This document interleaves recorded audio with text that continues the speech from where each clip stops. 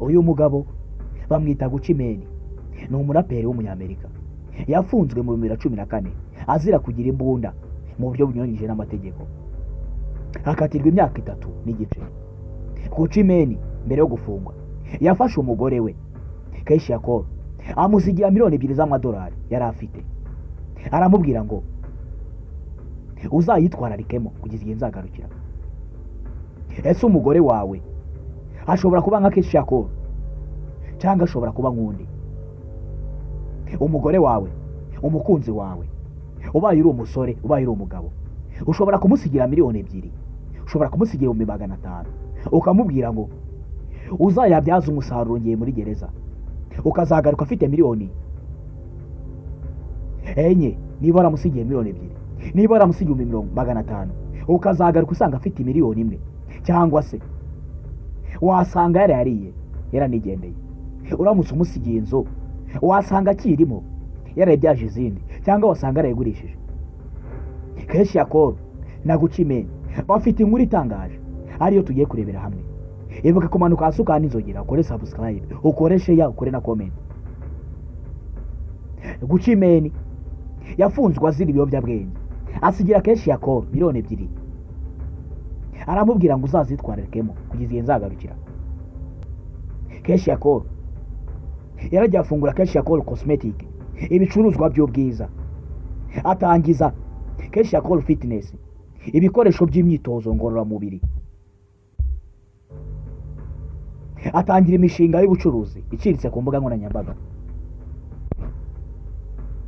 Umugabo we afunguriwe mu 2016 Gicurasi, yasanze umugore we Keyshia Cole afite miliyoni 3 z'amadolari y'Amerika. Hari inkuru iri muri Bibiliya ivuga ku bagaragu basigiwe amatarano. Umwe yahawe itarane 5, undi ahabwa itarane 2, undi ahabwa itarane 1. Uwahawe itarane 5 azigenzamo izindi 5, uwahawe 2 azigenzamo izindi 2, uwahawe 1 aragenda arayihunika. Shebuja aje bose bamurika ibyo bagezeho. Uwahawe 5 amurika ibye, uwahawe 2 amurika ibye, n'uwahawe 1 agaragaza ko ari yagifite. Inkuru ya Keyshia Cole na Gucci Mane ishobora kutwibutsa neza ibisa n'inguru yo muri Bibiliya.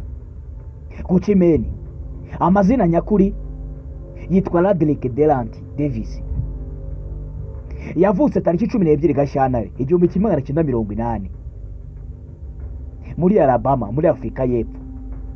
Yagiye gucuranga rap afite imyaka 14 gusa. Yamenyekanye nk'umwe mu batangije trap music.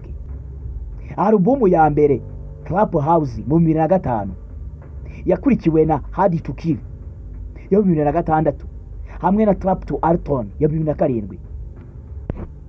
Gucci Mane yashakanye na Keyshia Cole mu 2017, bafite abana 2. Uw'imfura witwa Ice Davis wavutse mu 2020 n'umuhererezi we Iceland Keke Davis wavutse mu 2023.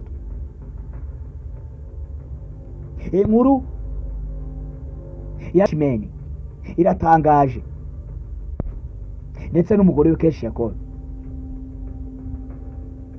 Aha abandi usigira umugore amafaranga ugasanga yakoresheje ibindi, yajyanye mu bandi bagabo, yajyanye mu iraha n'ibindi bitandukanye. Keyshia Cole ntabwo ariko yabikoze mu gihe umugabo we Gucci Mane yapfungwaga, ahubwo amafaranga ye yabyaje umusaruro ashyira mu mishinga itandukanye. Umugabo wagarutse asanga yarayabyaje andi nshuro 3 ugereranyije nayo yari yaramusigiye. Gucci Mane yanditse igitabo cy'umurage w'ubuzima, Biographic of Gucci Mane, mu 2016, cyamushimangiye nk'umuhanzi wamaze gutunganya ubuzima bwe nyuma yo kuva muri gereza, nyuma yo kugaragaza imyitwarire myiza. Raporo zitandukanye zemeza ko amaze gukira ibiyobyabwenge, amaze kuba umuntu mwiza uri ku murongo, kandi afite intego nziza mu muziki nyuma ya gereza.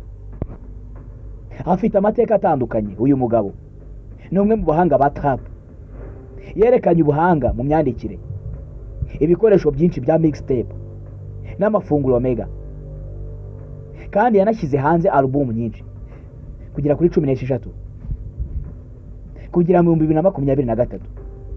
Inkuru ye ikomeye niyo gushimwa kubera ukuntu yavanye ubuzima bwe mu kaga, ndetse umugore we Keshi Yakuru no gushimirwa cyane n'abandi bagore ndetse n'abandi bantu bose ugereranyije n'ibyakoreye umugabo we mu bitamenyerewe ku isi, aho abandi basigira amafaranga bakajyana mu iraha n'ibindi bitandukanye. Keshi Yakuru siko yabikoze, ahubwo yarinze abana be n'umugabo we kugeza umugabo we avuye muri gereza agasanga amafaranga yariyongereye aho kugabanuka. Ibuka kumanuka hasi ukana inzogera, ukore subscribe, ukore share, uvuge muri comment yawe uburyo uyu mugore yaba gutangajemo, cyangwa uko wabumvisha uyu mugore, uko wabumvisha imico ye n'imyitwarire ye. Njye mwari kumwe kuri mikoro, ni Softman Official.